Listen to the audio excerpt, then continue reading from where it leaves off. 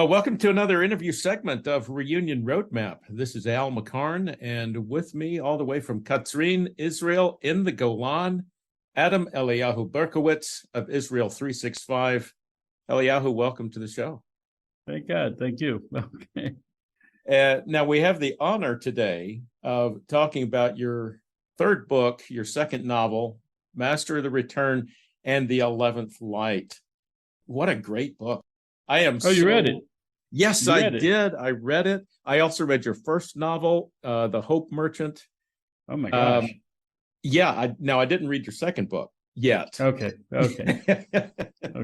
But I can tell you that The Hope Merchant, it's a different kind of fiction, a different kind of novel. And, I remember when you first published it, you described one chapter as the only Jewish chapter in the book.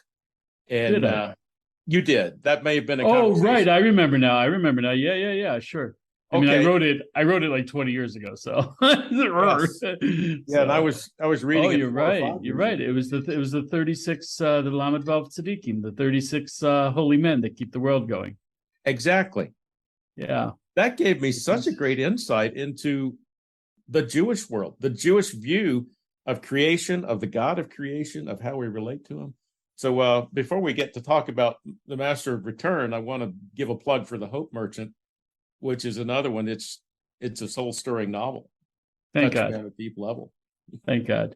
It came from a very special place. And it's kind of funny. People ask me what kind of writing it is. It's not explicitly, overtly, blatantly religious, but there's no question that it comes from a God perspective. A perspective that we're not just flesh and blood, that we're not just, I was getting bored with regular novels. There's genres, and it's all about something material or some, maybe you're talking about politics, but how often do you get to read about people who are fighting for their soul, who are fighting for a deeper meaning to their everyday existence? There aren't too many that maybe they'll different pretenses to that, but to say, look, my life isn't working, I need soul. There aren't really too many, I think. So that's what it's about. I would say Master of Return carries that forward. Yeah. Master of Return, though, it has an overt agenda, which is, I'll tell you a story. There's a lovely woman, her name is Kay Wilson. Kay Wilson lives in Israel. She's originally British. She survived a horrific terror attack. She was stabbed a bunch of times. Her friend who was with her, she saw her die in front of her eyes. And she wrote an amazing book called The Rage Less Traveled. It's really, I highly recommend it. I got it. She said, please read it. Let me know what you think. And that's kind of loaded because, you have a dear friend. They wrote a book, and if you read it, what if it's horrible? What are you going to tell them? But I was so pleased that I could tell her it was wonderful. It was a wonderfully written book, and it touched on a little bit on the terrorist attack, but most of it was about healing from the attack and the after effects and how deeply it changed her. And it was wonderfully written. She got an amazing, one of the most, if not the most prominent literary agent in Israel. And they said, this is amazing. We're going to get you 6 figures advance. Well, it'll be a year later, no publisher would touch it. And they unabashedly said to her, look, we're not going to publish a book about Jews suffering from Palestinian terrorist attacks, but anything you have about Palestinians suffering under the occupation we'll publish. And I realized that not only in the news, which is, so frequently it's a lie. It's not even a good lie. It's a lie that doesn't make sense. But the arts are so slanted and so prejudiced, and that people, it's a shame. And I said, I got to do something about that. So I figured I'd write a novel, something that's enjoyable to read, something that's pretty much true to life. If there's actually only one section, one short segment of the book that I made up out of whole cloth. Everything else is at least based in truth, if not pretty much telling it straight up. Because people have to know. They really need to know. And it's not about politics. It's all about the Jews are back in Israel. Not a single Jew lives in Israel for politics. Not a single Jew lives in Israel because we want to steal land or something like that. Every single Jew in Israel is here on some level because we want to get close to God. We want to live the covenant. We want to live where God told us to live. And that's why we're here. Even the non-religious Jews.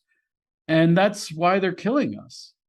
And that's why so many political agendas are anti-Israel, not because we're anything special, but they can't have it. They can't have the blatant manifestation of the covenant in their face. Mhm. It just requires too much of them. So they hate us, and they have this agenda, and it's not politics. So I needed to get that message out there. So and it wasn't getting out there. So that's why I wrote it. That's one level of the value of your novel. Mhm. Because I know from your story, you live now in Katzrin in the Golan Heights, just a few miles from the Syrian border. Before that, you lived in Judea and Samaria. I lived in Bad Ayin in Gush Etzion. Yeah, Yeah. it's in And so you and your family are among those Jewish settlers in the West Bank. Yeah, I had to show when I went into my work the other day, I had to show them my Teudah Zahut because that was taken, the picture in my ID. Teudah Zahut is an ID card. Picture in my ID card was taken when I lived there, and it had the big long fluffy payas and the beard down it. Of course the beard was not white. But yeah, I was one of those guys running around in the hilltops with jeans and the big floppy tzitzit with the blue thread, and yeah, that was. I mean, I still have a big kippah, relatively speaking, but yeah, I lived that way for 15 years, and it had a deep. And it's just really amazing people. I'm like, I wrote this book, but I'm so simple compared to some of the people I really merited to meet. There's amazing people there. So, Yeah, and we see some of these. We meet some of them in the novel. Yeah, and they're real people. Sometimes I didn't even change the names, so I hope I don't get it. I hope I don't get into too much trouble. But you could be walking like into Bad Ayin and say, "Yaki, are you Yaki?" And yeah. Oh, Yaki, I read about you, and he'll go nuts. But Yaki's an amazing man. I couldn't change his name. Well, I like him. He's one of those remarkable characters. Yeah, he is. But here's another part of the value of your book is you are putting names and faces and real human stories to these people we just read about on the headlines labeled Jewish settlers. Right. That's usually. I'm glad you picked up on that. Yes. So I guess I did at least some of my job, because that's very true. And it's funny. I every time guys from Bad Ayin would bring their families, they'd look weird. They'd be like, oh, who are these people? And okay, we look weird, but I used to be a biker. I used to have long hair. I have a tattoo. Yeah, the earrings. You go through stages, or at least I did. And one stage I looked like a settler. But if you cut off the payas and you cut off the beard, or if you look past them, we're really not that different, except maybe we're working a little bit harder to connect to God. I mean, when I look back on some of the things I did, I don't know how I did it. I write about jumping into the ice cold springs at 5 a.m. I hate cold water, man. I really hate cold water. And I'll tell you something. I'm struggling now through trying to read through the New Testament.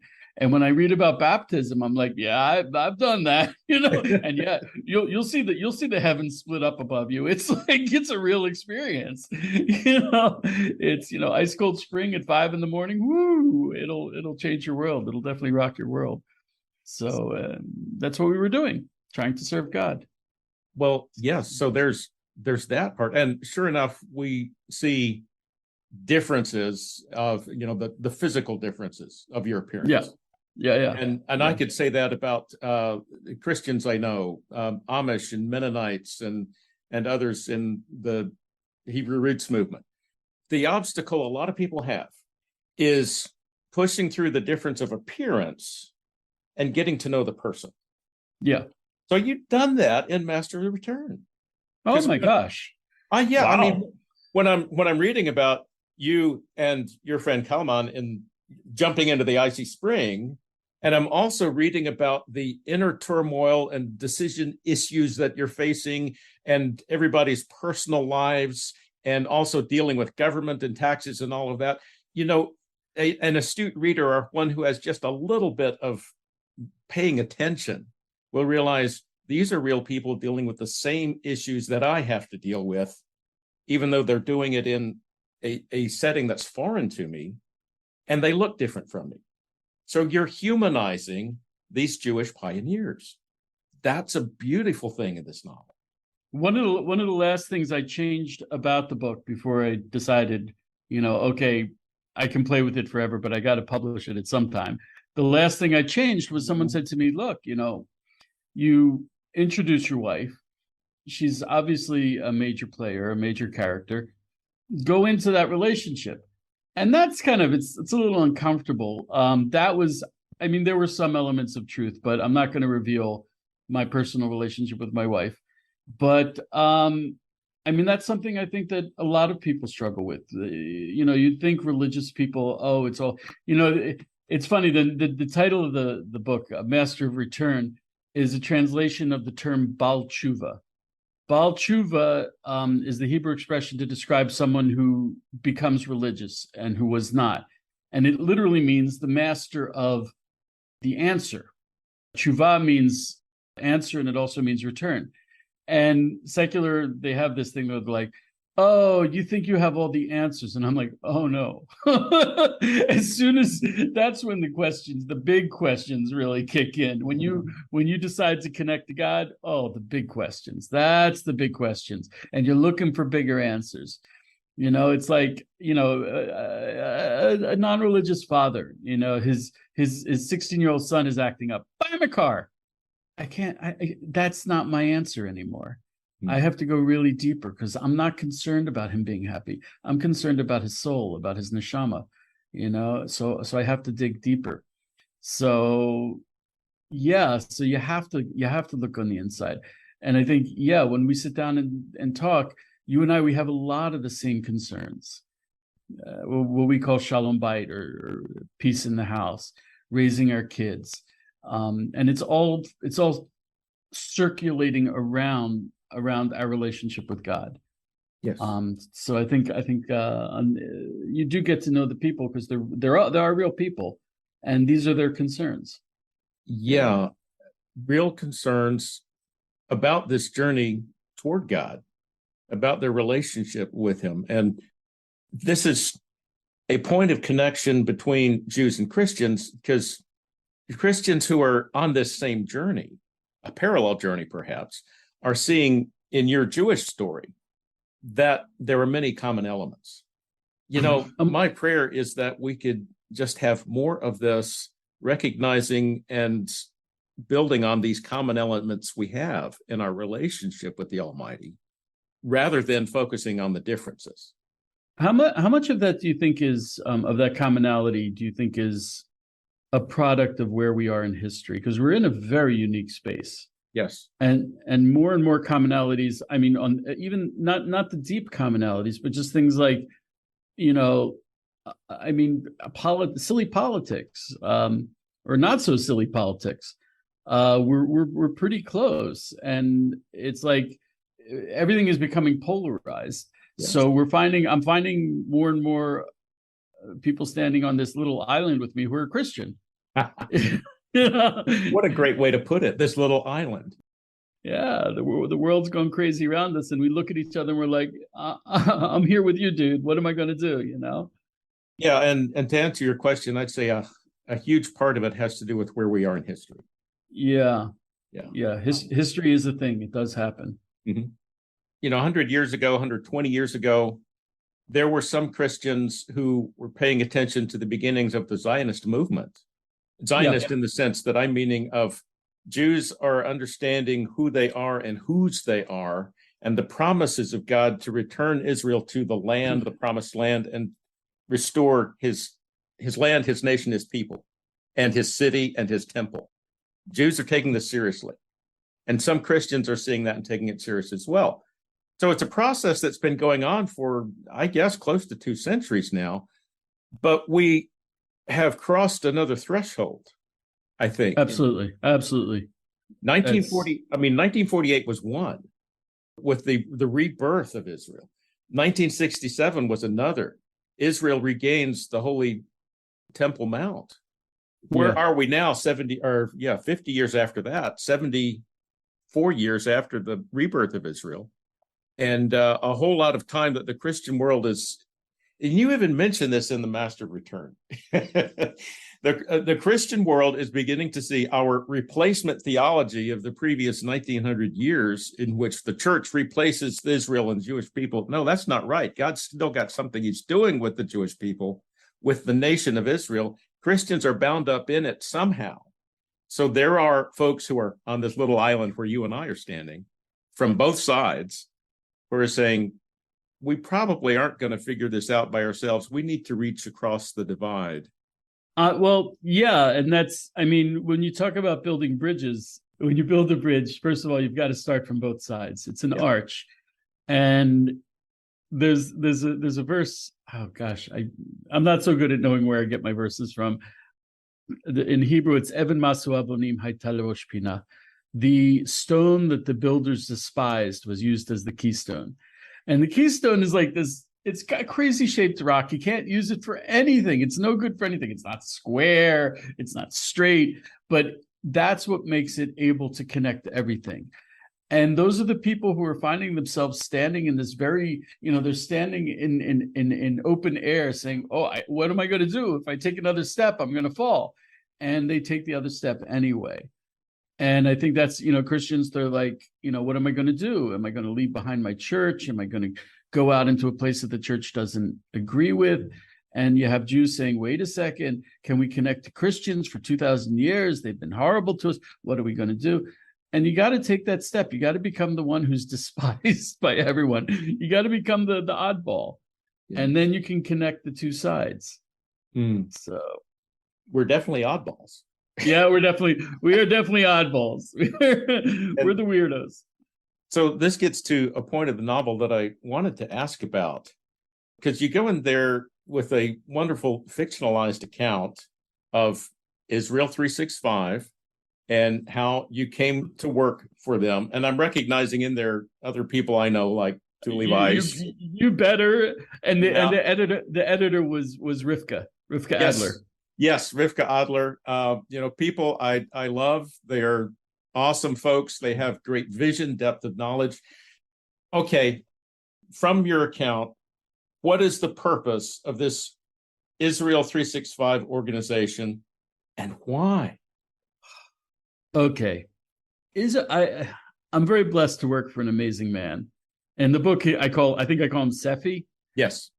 And Rabbi Tuli Weiss, he hired me 6 years ago. And my motivation was I really needed a job. And I don't know what he saw in me, but he gave me a chance to work. And it was pretty much like I described it. I was trying out. I was last man standing. He's an incredible man of vision. He really, really is. And I can't figure it out because comes from such a mainstream background, but he's always three steps ahead. He was the one that told me to start learning New Testament. And he's totally mainstream Jewish. And at first I'm like, so Eli, am I gone somewhere really? And yeah, but it's proved hugely helpful. He had this vision that Jews have to connect with Christians. What was the question? What's the purpose of it? Yeah. What's the Israel 365, the vision, the purpose. Yeah. I was very blessed to speak to Rav Yechiel Eckstein before he passed away of the fellowship. And the fellowship, God bless them, they raise like $30 million a year for Israel. And I was talking to him and it sounded really weird. At one point, I'm like, Rav Eckstein, it doesn't sound like you're out in it for the money. And he said, I'm not. He said, the only way I could connect with these people was if I asked them for money. So I asked them for money. The money was secondary. The primary thing was to connect them. So it's really all about the connection. It's all about the connection on so many levels. And it's a big shift for me as a Jew, because as a Jew, there's so many Jews who are working on connecting with Jews outside of Israel. I have zero interest in connecting with Jews from Israel. Really, not anymore. And it's very painful for me to say that. And I'm sure I'll get a lot of criticism for it. But we're at the point where there's no reason not to come to Israel. Quality of life, jobs, everything, security. Israel's pretty secure. There's no reason for them not to be here already. And I'm not going to preach to someone who doesn't want to hear it. And I call it getting Psalm 126. I call it getting 126. Psalm 126. Then the nations will say how wonderful it is what God did for you. And that's precisely what's happening. When I have Christians coming up to me saying, look at this Israel thing. Isn't that amazing? And I'm just like, wow, you see it too? You know, and the Jews in America, they don't say that anymore. There are very few of them, and that's painful. But this is, I think, the next stage of the ingathering of the exiles. Most Orthodox Jews think that the ingathering of the exiles is Orthodox Jews buying plane tickets. But what we're seeing is far more miraculous. We're seeing the Jews coming from the far corners of the earth that didn't even know they were Jewish or had been lost for so long. Every time I write about, we call them anusim, the forcibly converted Jews from Spain and Portugal. Every time I write about that, I get, at least a dozen letters from people saying, I love the article. I'm not Jewish. My grandmother was Jewish, but I'm not Jewish. Or they say, I'm not Jewish, but my grandmother always lit candles on Friday night, and over and over. There's an ingathering of exiles. It's actually the purpose of the exile was to go out and collect the sparks of holiness that were lost. And they weren't just implanted in Jews. There's a lot of non-Jews out there who they're enormously holy people. Yeah. And to connect to them. I think that's what I'm trying to do, is to connect with these sparks of holiness that were lost, and to help them connect. I mean, that's why the how do I know that? I can't tell you another thing that is like, oh, I love Israel. I'm not Jewish. My grandmother was Jewish. That love Israel part, it's so illogical for a Christian to love Israel. It's so illogical. It goes against everything that the church taught for 2,000 years. If they love Israel, it's because something deep inside their soul is pushing them someplace that they shouldn't logically go. And that's I think, also part of the ingathering of the exiles.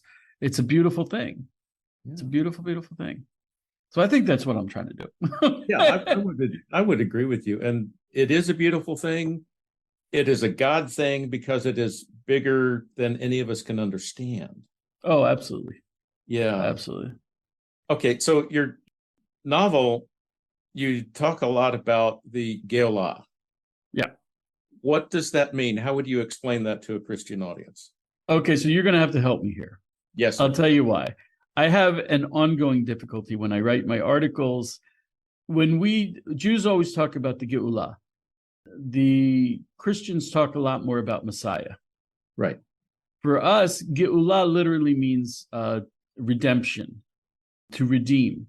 As a matter of fact, in the Torah, they usually talk about redeeming a field. We see that in Ruth and Boaz, where Boaz becomes the redeemer. He not because he redeems the nation, but because he redeemed the field that belonged to the family. So Geulah literally means to redeem. And when we talk about the final Geulah, there were three Geulahs. There's the Geulah from Egypt. There's the Geulah from Babylon. And now we're in the final Geulah coming back from the long Geulah. So that's what I mean by Geulah, is the final redemption, which is what the Christians call, I think they call Messiah. I'm not really sure. And this is where I do a lot of dancing when I write, because I'll write redemption because that's what I mean as a Jew, though I might also want to say Messiah, but Messiah means something different for me than it does for Christians. And I'd rather not have that battle. I think it's too divisive. When I think essentially we're talking about something, if not the same, we're talking about the same event that we might be viewing differently. Like the ingathering of the exiles, the building of the temple, the reestablishment of the Davidic dynasty. I call that Geulah. You would call, I don't know, what would you call that?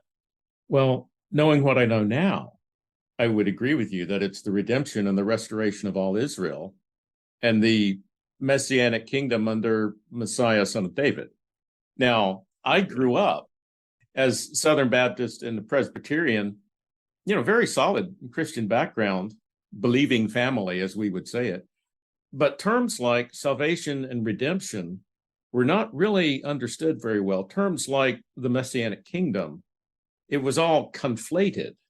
So our thought is, well, Jesus is coming back and then everything's going to be fine and we'll all go to heaven. There's not a whole lot of emphasis on, well, there are still going to be people here. Israel and all the nations are still here in Messiah's kingdom. So how is it organized? How do we live? And I think this gets to where the Jewish concept of Messiah and Geulah, redemption, these are things Christians need to learn from, because you've been studying this, praying over it, meditating it for centuries. And though we would say, yeah, Jesus is the Messiah, we're focusing on one person, one identity, but we don't know exactly what does Messiah mean? What is Messiah to do? How do we live in the age of Messiah? This is that's you see, that's our emphasis. Yeah. We kind of almost don't, I don't want to say we don't care who it is. Mm-hmm. Also, we have a two-stage process. The first process being Mashiach ben Yosef, mm-hmm. Messiah from the house of Yosef, which is a practical process of the ingathering of the exiles, the blossoming of the land. It's at least the beginning of the building of the temple. And it's not a person, it's a process. Right. And to be honest, many, many people think that we're well into it. Yeah. I mean, it'd be hard to argue that we're not. And a lot of what we're seeing, first of all, it's straight up what the prophets wrote about. And second of all, 100 years ago, people would have thought you were nuts. Right. So we're living it, which is fairly amazing. I mean, Jerusalem, give me a break. And the president of the United States a few years ago recognized Jerusalem as the capital of undivided Israel. So those of us on our little island here, we are all saying, finally. And you have everyone outside of the island going, oh, we can't have that. Exactly. I mean, the same thing as in 1948, when Harry Truman is recognizing the independence of the state of Israel, going against State Department, Defense Department, the international order, and being the first head of state to say, yes, I recognize the Jewish state. Those who have eyes to see and ears to hear recognize that's a miracle. That is God intervening and using a man to bring about his redemption. Sure. And like it's the thing is, I'm so amazed at how often the other side is not even logical. Like we were talking about Jerusalem. They were always saying, I remember, Trump will recognize Jerusalem. It'll be war.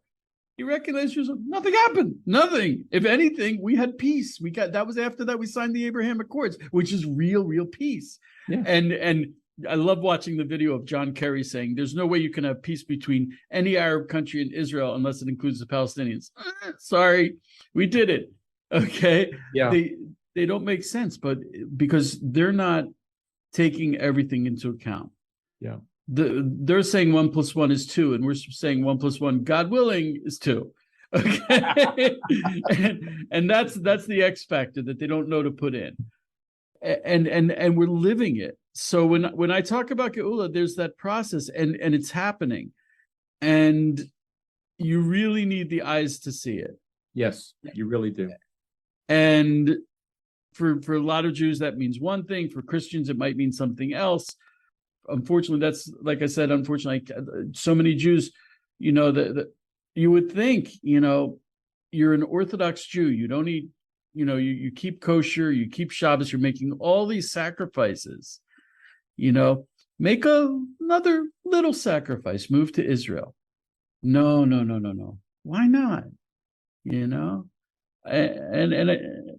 for Christians, it means something else. They have to, and some Christians, thank God, their eyes are open. And if they just read the Bible, especially if they learn a little bit of Hebrew, if they look at Israel, and if they see Israel as a real place, if they see like Jesus walked in the temple, you go to the Western Wall.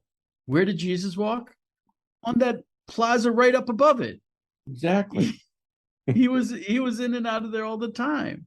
He was really walking around places. He was doing things.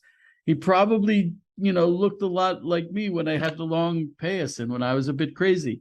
He looked like that. He was jumping into ice cold water like I used to do. And it's real water and it's a real place. And it's and when you realize that it's a real place, it just changes the rules. It really changes the rules. And I think that's what we're going through. Exactly. Well, and I can speak personally to that. My second trip to Israel, when I'm standing on Elan Moreh and realize Abraham and Sarah were here. Lot was with them right there. And I'm looking out, there's Shem, Nablus today. And then there's the amount of blessing, the amount of cursing. It's right there. And I'm feeling, this is centuries of God's story, how he's working to redeem the whole earth. And he started with this family, this man, Abraham, and his wife, Sarai. And look what has happened since. It's so funny you say that. The exact same thing happened to me. I was 17 years old the first time I came to Israel. And we were on a trip to En-Gedi, which is right by the Dead Sea. And we had a non-religious tour guide. And we're standing on this plateau overlooking like the main part of the spring. And she's going off, all the details. This is where we are, the elevation, or actually the depression. It's a deep hole in the face of the earth. And she's going through it all. And then she says, and this is where King David stood. And I'm like, wait a second, what are you talking about? She's like, King David. I'm like, are you talking about Psalms and, Goliath and David? And she's like, yeah. And I'm like, what do you mean he stood here? She said, well, it says in the Bible that he was camped out overlooking King Saul.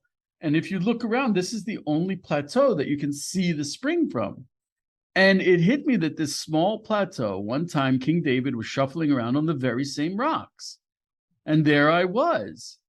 And that kind of blew my mind. And then when the first time I went to the Western Wall and I'm looking at the rocks, I mean, since I was a little kid, if I sat down, I'm sure I could unconsciously draw every single rock there. My people have been dreaming about that wall for 2,000 years. Actually, we've been dreaming about on top. I had an even more intense experience when I went up to the Temple Mount, where I could literally see the holiness glowing. And but the fact that, we're talking King Solomon. I remember I was driving with the guy past the Dead Sea, and there are sinkholes on the Dead Sea is dropping because of the Dead Sea works. And there's sinkholes that are forming, and it's filling up with brackish water. And it's filling up with fish. And there's actually a nature reserve on the shore of the Dead Sea I think you can't go in there. You need special permission. And it really looks like the Garden of Eden. It's so beautiful. And I'm like, that's the prophecy. And I was talking to this wonderful, lovely Christian man, and we're driving past it. And I talked about that. And he's like, no, you don't understand. When the Bible and the prophets talk about fish in the Dead Sea, they're talking about, Christians and going out and fishing, and the church fishing for souls. And I'm like, you're looking right at it. It's right. We're driving past it. Yeah. You're driving right past the prophecy unfolding in front of your eyes. Can't you see it? When you walk into Jerusalem, you're walking on prophecy. You're in the you're riding a bus. You see old people sitting there. You see kids playing in the streets. We're living the prophecy. Don't tell me it's an allegory. It's real, exactly as written, and we're living it. And at this point, I want to say about your work for Israel 365. That's what you write about. On good days. No, I remember one article you wrote a few years ago about just that, life coming back to the Dead Sea. You know, Ezekiel wrote that about that in the last 3 chapters of the vision he had. So yeah, there was recently another story. The eastern wall, the eastern retaining wall of the Temple Mount is there's a hill that it goes down. There's a hill right next to it, and then there's a major road that goes around the old city. And someone sent me a photo that the thorn bushes that grow in between the stones form the Hebrew letters Yud, He, Vav. Oh, The first 3 letters of the Tetragrammaton, God's name, and it was starting to form the last He. huh. And I looked at it and I'm like, no, that can't be. It's like, it's a major road. So I had someone, I live in the Golan, so I couldn't run down and check it out. So I had someone go check out, and he's like, I live here. It isn't. Okay. And I'm like, just do me a favor, go check it out. I mean, I can't, if someone did Photoshop, okay, it's Photoshop.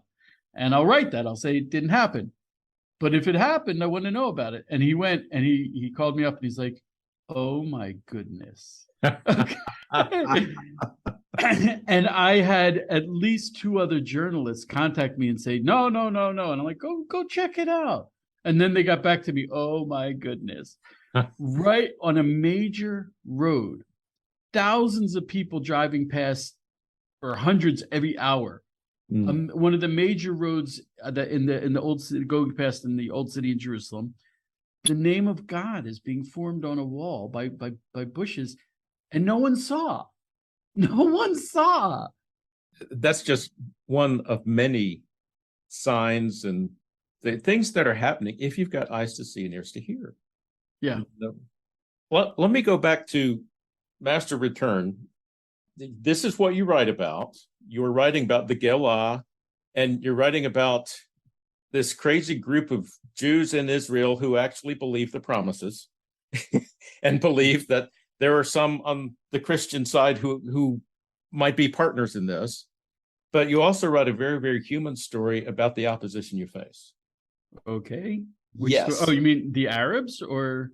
Well, not just the Arabs. Because I don't see them as opposition. I understand. And, I appreciate what you write in the book of how you are, and even in your forward or your introduction. Okay. You do not hate the Arabs. You don't hate the Palestinians.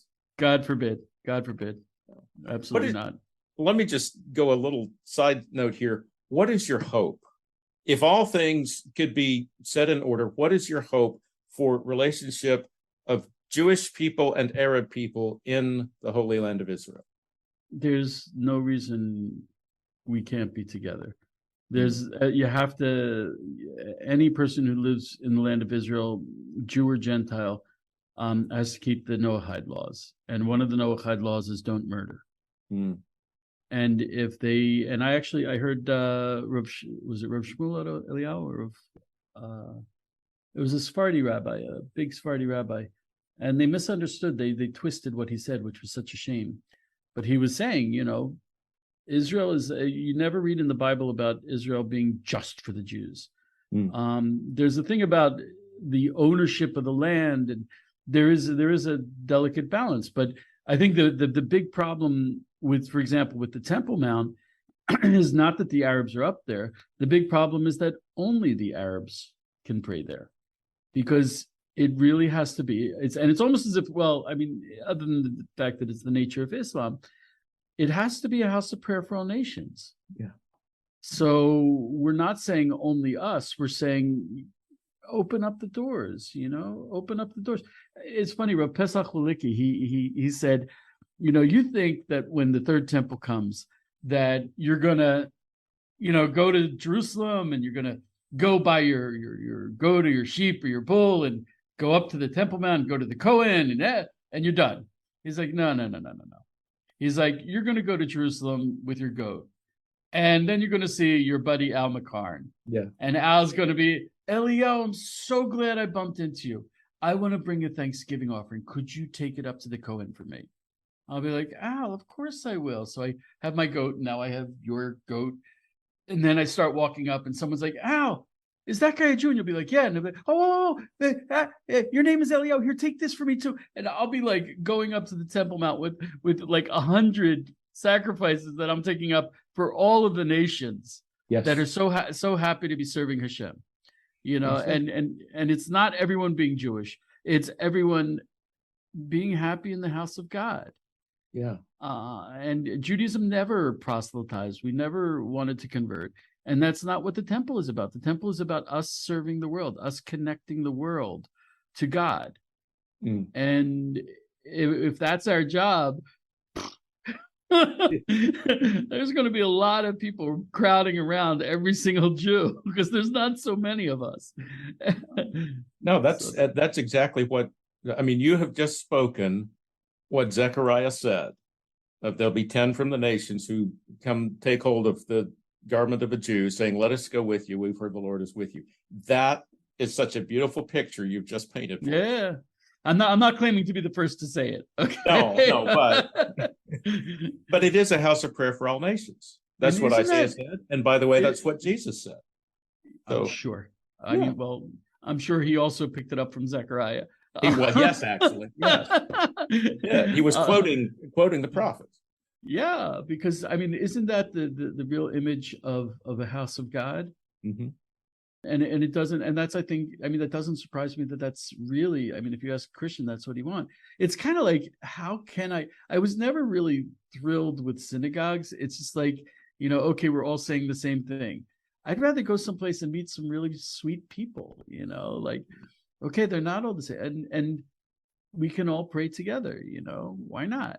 Why not? We're not all the same. We're not all the same religion, and it doesn't have to be all the time. But come the festival, the Feast of the Booths, come Sukkot, the Feast of the Tabernacles. That's when all the nations came up, and the last day of Sukkot, what we call Shmini Atzeret, which has come to be Simchat Torah, when we dance with the Torah. That's actually when only the Jews, and after the whole world comes up, we have our own special day with God. But you first have those 6 days where we bring up a total of 70 bulls offerings total for all of Sukkot, because that's the 70 nations. It's really where everyone comes to celebrate God.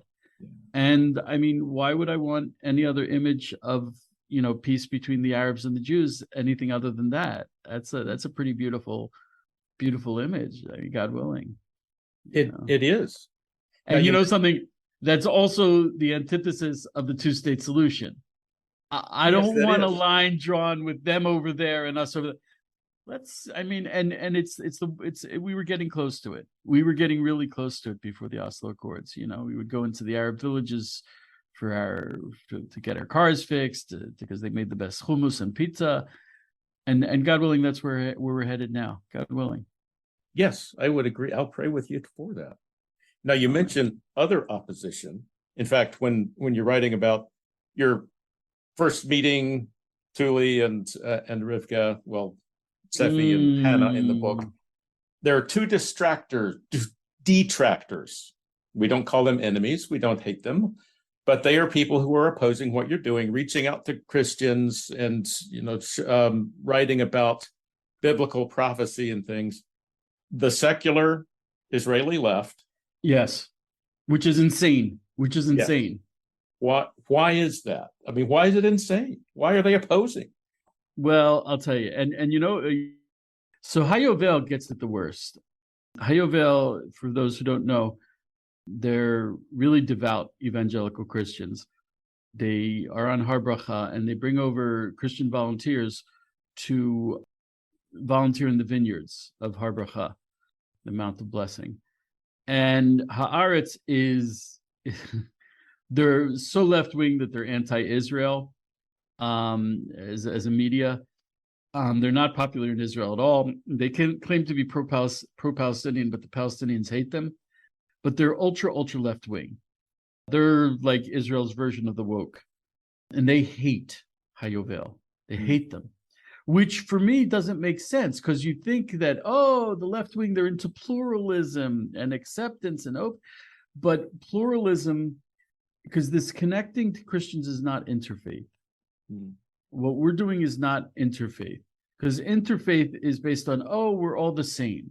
Mm. But what we're doing, Al, you and I, is I sit in a room with you. I'm an Orthodox Jew, and I need to serve God better. Yes. Can you help me? And you're like, I'm a devout Christian. I love Jesus. Can you help me? And so we help each other. And I walk away a better Jew, and you walk away a better Christian. Yes. And that is not interfaith. That is absolutely not interfaith. So it's kind of like, you would think that the left wing secular would be very into pluralism, but they're not. They're really, really not. And part of the reason is, I think a big bulk of the reason is, Hayovel, they believe in God. They believe in the Bible. And they can't have that. If they want to, they want to say, why is there Israel? Oh, because of the Holocaust, because of whatever reasons they have. Okay, but the Balfour Declaration came before the Holocaust. Christians wanted the Jews in Israel, and it had nothing to do with the Holocaust. Right. Hayovel says, what's the solution? Well, we're talking about Judea and Samaria, the biblical heartland.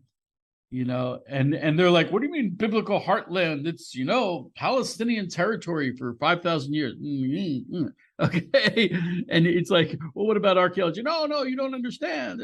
So the left wing absolutely hates. And when Hayovel goes up to the Temple Mount, the Arabs hate them more than they hate me. They hate when I go up. They'll stop them from praying before they'll stop me from praying. Because they believe in holiness. They believe in the holiness of Israel. They believe in the God of Israel. They believe in the Bible. And that's the biggest threat to the Arabs. It's the biggest threat to the secular left wing. So the other threat, the other people who don't like what I do, there's a type of Orthodox Jews who, and it really boils down to one question. You ask them one question. Do you believe that a Jew and a Christian can have a meaningful relationship without one trying to convert the other? And if they say no, well, then they will object to what I'm doing. And I can understand them because it's based in history. But the major change is, that's only true for the exile. When Jews lived in the exile, we necessarily had to build walls. Right. We had to remain separate. It was just, the Christian culture was too pervasive, too much of a majority. It was dangerous. The only way Jews and Judaism and Torah could have survived is by building these walls. But now that I'm a Jew in Israel, what am I afraid of? That my grandchildren are going to be Christian? It's not going to happen. I wonder tell me, what's it like? You're a Christian, you come to Israel, and 90% of the people you meet on the street are Jewish. Where else does that happen? It's crazy. Not even Brooklyn. Not even Brooklyn. And even in Brooklyn, it's a bubble, and they know it's a bubble. But missionaries in Israel, I'll tell you, missionaries in Israel, I hate to say this, but I used to laugh at them. Because I'm like, what are you trying to do? You're trying to convert Israelis. The only ones you're going to get are the, fringe people who are going through a hard time or whatever. But Christmas comes and goes, and I don't feel it. There's no Christmas decorations. You don't get a day off at work. It doesn't happen. New Year's Eve, the same thing. Yeah. New Year's Eve, the same thing. But go try to get a pizza on Passover. You can't do it. Right. There's a big, even the seculars, what they do on Yom Kippur is they go bike riding on the highways because no one drives. Okay, this is a Jewish state. So I'm not in danger. No one's going to convert. But to be really honest, I've gotten much more anti-missionary recently. And it's not because I feel threatened. It's because they are what's keeping Jews and Christians apart. When these Orthodox Jews say you can't connect with Christians because they're trying to convert you, they point at the missionaries, and they're right. Yeah. But what they don't do is they don't point at my friend Al. Mm. because they don't know you. They don't point it at all my other friends who are Christian people, who I think if I converted to Christianity and accepted Jesus, you might be a little sad. You know, Well, you know, you can be that- honest. You no, can be honest, dude.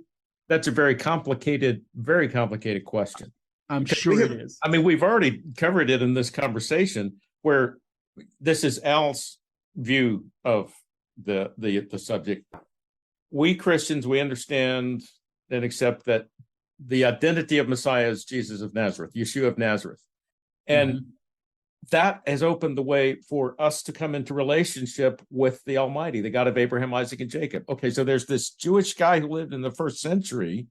I happen to believe he's Messiah and he's the way he's brought me in.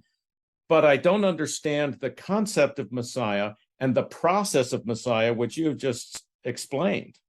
So let me tell you something. I had this epiphany, which doesn't happen too often. When I was reading the New Testament, I was learning with some also Tommy Waller was there. We were learning the New Testament. We were learning about Jesus going to Jerusalem for Passover. And for me, a religious Jew goes to Jerusalem before Passover. He's going there to bring his Passover offering. He's going to go to the temple. And the way you do it is you don't, not everyone brings the Passover offering. You get together as a group before Passover, and you designate one person to take the lamb to the temple, and he does it, and then he brings it back, and then you roast it as a group, and everyone gets a little piece of it. Okay. And the Passover Seder, as we do it today, is pretty much based on that. And we were studying it, and there's a part of the Seder where you open up the door, your front door, and you also say something very strange, which is, everyone who's hungry, come in and eat, which is actually forbidden, because the only people who are permitted to partake of the Passover sacrifice are the people who arranged before Passover to be together. So you can't open up your door and say, oh, there's a guy who's hungry, come on in. You can't do that. The only people who can come in, who are the only people who can partake of the Passover sacrifice are the people who arranged beforehand. So what's that opening up the door? And I realized that, okay, when the third temple is built, I'm a Jew. I'm required to go bring a sacrifice, bring it back to my hotel room, and have my Passover sacrifice with my family, whoever guests, arranged beforehand. And I realized that one of the last things Jesus did was he arranged for a Passover sacrifice. So he's like saving your seat at the table. Yeah. So you can be at the table with me. So he's, and I mean, in more than just the Passover sacrifice, in so many ways, he was, I mean, it's amazing that Christians connected with a Jew. So your pathway into connecting with me, not into Judaism, not into being a Jew, the Christians, their pathway to connect with Torah is through Jesus. It's not my pathway. I don't need that. I'm a Jew. I'm already at the Seder. I'm already in the Torah. I already have an inheritance in the land of Israel. But for someone who's outside, how does he come in? And I realized he saved you a place at the table. I hope that, I mean that in the very sweetest way. I don't, and that's what's very special about Christianity. Yeah. Is that their pathway to God is through a Jew. That's like, whoa. I'm also thinking that we don't have the full story yet. There Very were true. Which is why this path that I would say we pioneers, those of us on this little island, this path that we're walking out tentatively and just feeling our way together, it's an ultimate journey of faith, because we have to take what we have come to know as true in our backgrounds and our studies, and we have to say, it's not wrong, but there's more to the story, and I'm seeing something in my brother here that helps me get the outlines of that other part of the story. Yeah, what's a leap of faith? Everyone thinks a leap of faith is like you're sitting on this like pillar that's 100 feet in the air, and you see another pillar, and it's like 20 feet away, and you have to jump to. A leap of faith is when you don't even see that second pillar and you jump anyway, and that's what we're doing. And we're and then you're trying to figure it out when you're halfway through in the air, and you're like, oh my gosh, where am I going to land? What's this? Where's this leading? And we are, and I'm making a lot of mistakes, and I'm getting a lot of people angry at me, and I'm sure you are as well, because you're an Ish Emet, you're a man of truth, and it's not easy. My methodology is I'm very rarely what we call in Hebrew a kanai, a zealot. There aren't too many things that I'm zealous about. I try to see every person as having their path to Hashem. I'm not always so successful, but there's so many people. There's this beautiful expression in Chassidut. It says, many ships cross the ocean and they can't follow each other because they don't leave trails. We're all going across the ocean, and we all got to find our way. We're all coming from different parts. The one thing is, I think we're all headed, maybe we're not all headed for the same place. I don't know. But we're certainly not following the same paths. That's for sure. No, and in fact, there's only one master of return, ultimately. Yeah. Yeah. Well, Eliyahu Berkowitz, it has been such a joy to talk with you, to hear a little bit about your new novel, The Master of Return and the 11th Light. Okay. And I give you a lot of credit for a lot of things, but this has been a very interesting interview, because every interview I've always done, they always ask me about the episode with my wife. Yes. And you're the first person who didn't, which I think is because you saw that it was there. Yes. And that is actually precisely the way it happened. Yes. And it's a pretty amazing story.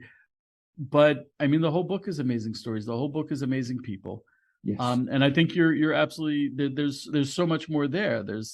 It's really describing a process of this geula that we're working towards, which is a huge thing.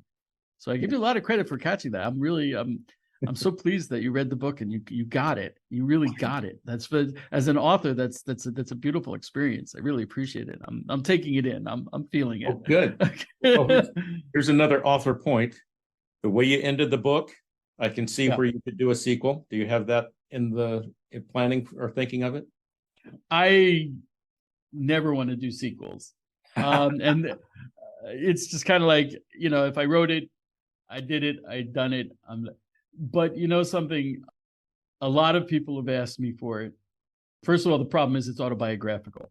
Yes. So I haven't lived it yet. Though, if anything, I'll tell you, for example, with Hope Merchant, I wouldn't do a sequel, but I might do a prequel. Yes. If I did another Hope Merchant, I would do a story, and I have an idea. I've started working on it, of Theo's father. Mm-hmm. How do you become the father of a miracle worker? Yeah. That's kind of compelling for me. If I did, I might not do a sequel to Master of Return. I might do a prequel. And if I did, it would have cows in it. But okay, those of us who know you a little bit and know your story will catch the reference. So. Cows, motorcycles, and tractors. Yeah. and guns and medic stuff and everything. Yeah. It's all there. And it might even have a bit of French cuisine. You never know. Sounds good. All right, where do we get the book? Okay. The book can be gotten on root-source is the website. I guess I'll send you the link. Or you can get it on Amazon. It's the Hope Merchant. I'm sorry, not the Hope Merchant. The Hope Merchant is also there. Yes, it is. Just go to Amazon, The Master of Return and the 11th Light, by Adam Eliyahu Berkowitz. I also I really encourage people to connect with me on social media. Adam Eliyahu Berkowitz on Facebook. I love new friends. New friends. So, well, thanks for sharing a little bit of your thoughts and of your heart. And I pray the book does well. Al, you're awesome. I really like you. I really like you. This was great. Yes. This was really great. Thank you.